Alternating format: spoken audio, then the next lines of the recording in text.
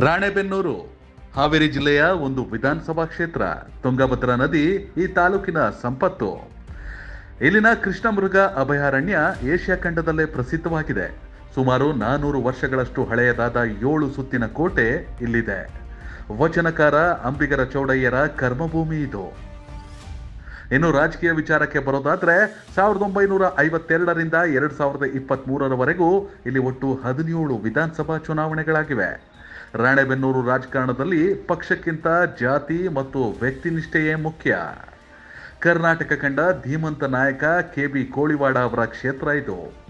2018ರ ವಿಧಾನಸಭಾ ಚುನಾವಣೆಯಲ್ಲಿ KPJP Karnataka ಪ್ರಜ್ಞಾವಂತ Janata party ಅಭ್ಯರ್ಥಿಯಾಗಿದ್ದ ಕುರುಬ ಸಮುದಾಯದ R ಶಂಕರ್ ಮಾಜಿ ಸ್ಪೀಕರ್ KB ಕೋಳಿವಾಡ ಅವರನ್ನೇ ಸೋಲಿಸಿದ್ರು.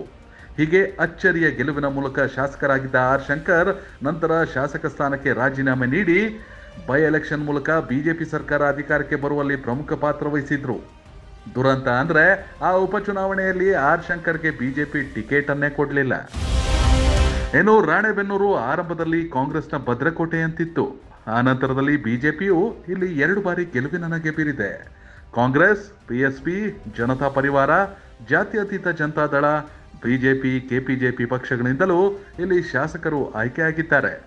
ಕರ್ನಾಟಕ ಕಂಡ ಹೆಮ್ಮೆಯ ಸ್ಪೀಕರ್ KB ಕೋಳಿವಾಡರನ್ನ ರಾಣೆಬೆನ್ನೂರಿನ ಜನ 4 ಬಾರಿ ಆಯ್ಕೆ ಮಾಡಿ ವಿಧಾನಸೌಧಕ್ಕೆ ಕಳಿಸಿದ್ದಾರೆ.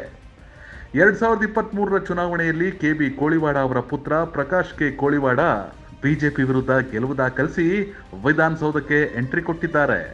ಕನೆಕ್ಟ್ ಕರ್ನಾಟಕ ಅರ್ಪಿಸುವ ಈ ಎಪಿಸೋಡ್ನ MLA ರಿಪೋರ್ಟ್ ಕಾರ್ಡ್ನಲ್ಲಿ ಪ್ರಕಾಶ್ K ಕೋಳಿವಾಡ ಅವರ ಸಂಕಲ್ಪ ಏನು, ಇಲ್ಲಿನ ಕ್ಷೇತ್ರದ ಮತದಾರರ ನಿರೀಕ್ಷೆ ಏನು ಅನ್ನೋದನ್ನ ನೋಡೋಣ ಬನ್ನಿ.